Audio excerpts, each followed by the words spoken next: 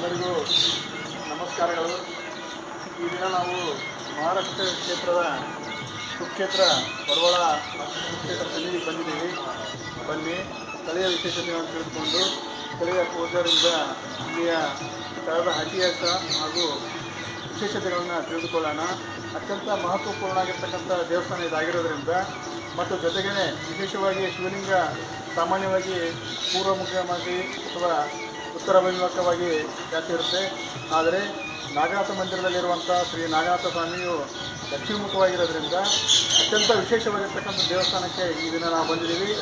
ಬನ್ನಿ ಸ್ಥಳೀಯವಾಗಿ ವಿಷಯಗಳನ್ನು ತಿಳಿದುಕೊಂಡು ಸ್ವಾಮಿಯ ದರ್ಶನ ಆಶೀರ್ವಾದ ಪಡೆದುಕೊಳ್ಳೋಣ. ಬನ್ನಿ.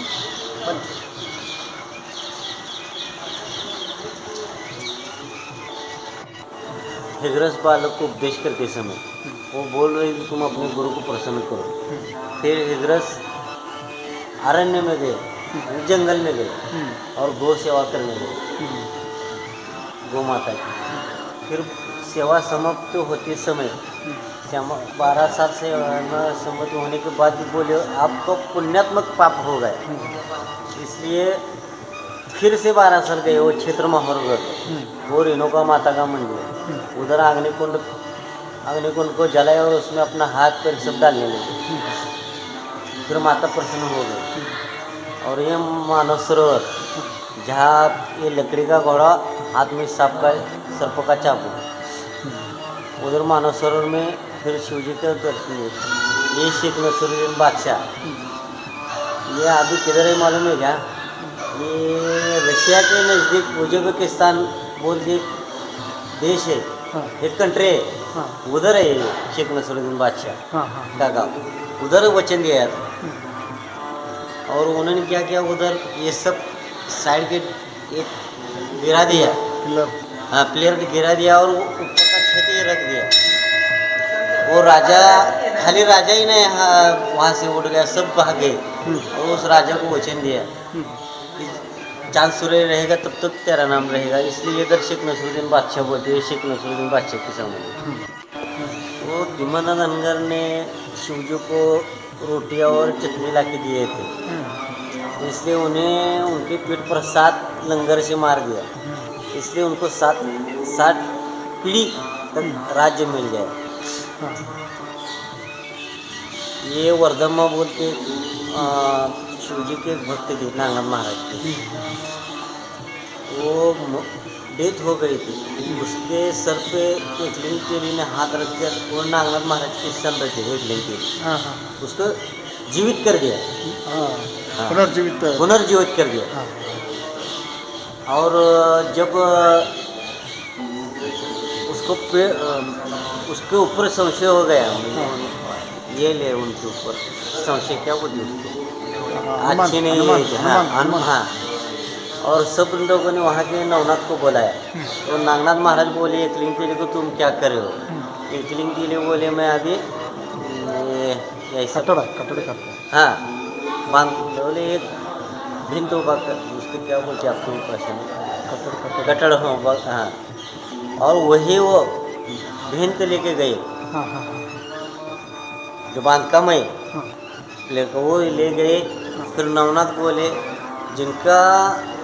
जिनके शिष्य ऐसे पावरफुल है तो उनका गुरु कैसे रहेंगे? गुरु. फिर वो नवनाथ है वो वर्धम्मा के बीच में मुझे उन्होंने उनके ऊपर जो संदेह हो गया था उनको ऐसे और वैसे उनको नागतड़ा बोल के इधर बीड़ जिले में महाराष्ट्र में उधर उनका सब जो संदेह मन में था वो सब निकाल दिया. संदेह क्लियर करें. क्लियर. ये भगवती नदी के नज़दीक बोलेराम भक्त है, उनको भी नागनाथ महाराज ने आते समय उनका भी उद्धार कर दिया. उनके लिए भी यात्रा रहती है अभी. और ये जब नागनाथ महाराज मोहड़ का है हिगरस महाराज के बोलने पर वो इस स्थिति में आए. उनको मन में उनको खातरी हो गई कि नागनाथ महाराज ही है अमंगल रूप में आए। अमंगल रूप है। हाँ अमंगल तो हिगरस भगवान ने उनके कोठरे में खाना खाया, इसलिए सब सब ब्राह्मण लोगों ने उनको अपने जाति से अलग कर, उनको कोई बोलने नहीं। और इधर एक अक्षय तृतीया रहता है महाराष्ट्र में, जो स्वर्ग में लोग गएगा उनको पितृ बोलते हैं, और उनको खाना खाने का एक दिन रहता है। उस दिन कोई भी उनके घर में नहीं आया, वो दोनों, इसलिए उनके घर नागनाथ महाराज ने जो पहले मर गए थे वो सब ले आए पुनः। हाँ 3 दिन रह गए, तीसरे दिन गए।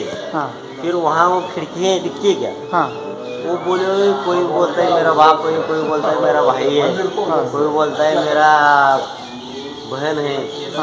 वो सब आगे 3 दिन रह गए, और वो उन्होंने नागनाथ महाराज को विनती की कि हमारे घर एक दिन छोड़ा, हमारे पूर्वज जो मृत्यु हो गए गिर गए, तो तीसरे दिन वो गुप्त हो गए। ये विकलिंग थी, ये 5-6 साल की थी।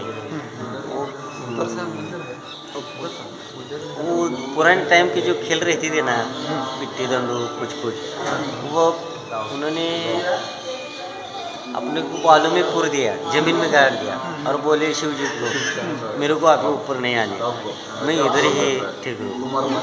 सबसे 5-6 साल के बाद लगते उन्होंने अभी उनको यात्रा के समय माहौल पे खुद नागनाथ महाराज मिलने जाती है, और वहाँ से आने के बाद माहौल से चैत्र मास 4 की रात माहौल तरफ से आए ही निकल कर, माहौल जो गांव है वहाँ से निकल कर यहाँ आए। वो वरना झाड़े का पेड़ है, उसको पानी डाला भक्तों के तरफ से, और उसको जीवित कर दिया उस पेड़ को। इसलिए इस गांव का नाम वड़वाल रखा है। वड़ का पेड़ रहता है ना, जो औरत पूछती है उसको, ये पेड़ है, अभी भी ये पेड़ है। फिर ये चिट्टी और सांप, ये बड़ा पत्थर लेके आए, उसको बोलते हैं मूंगे का धोंडा।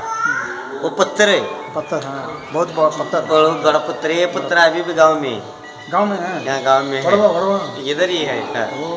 उसको लेके आए, और वो चिट्टी लेके आई, चिट्टी, और उसको सांप का ये दूरी लगाए।